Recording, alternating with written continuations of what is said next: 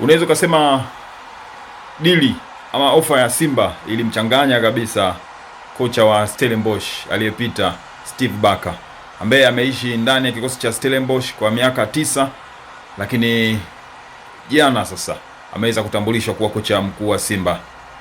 Bwana Steve Barker aliwaambia mabosi wa Stellenbosch kwamba anafikiri muda wake wa kuishi ndani ya kikosi cha Stellenbosch umeisha, anahitaji kuondoka ili aweze kwenda kuandika historia sehemu nyingine, na yani kwake ni hatua kubwa zaidi kwenda kufundisha timu kubwa kama Simba.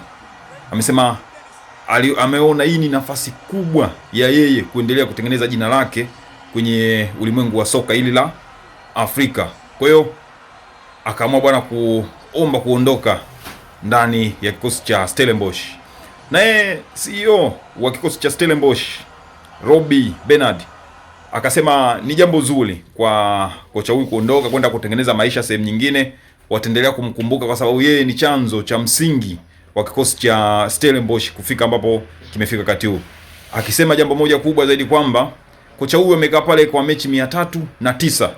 Aliwaongoza kuchukua kombe la Carling mwaka 2023 wakifunga kwa penalty 5-4 TS Galaxy baada ya dakika 90 kuwa 1-1, na kama hiyo haitoshi, nusu finali kombe la shirikisho, na vile vile wakicheza finali za kombe la MTN back to back, inamaanisha mara 2 mfululizo. Kwa hiyo kwake ni heshima kubwa, ama wao Stellenbosch ni heshima kubwa kuwa na kocha huyu.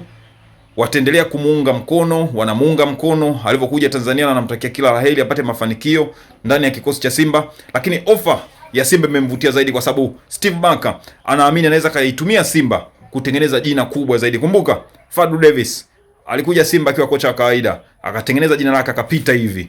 Kwa hata yeye anaamini akija Simba atatengeneza jina lake likawa kubwa zaidi kwenye ulimwengu wa soka, hasa ili soka la Afrika ambalo linakuwa kwa kasi sana wakati huu.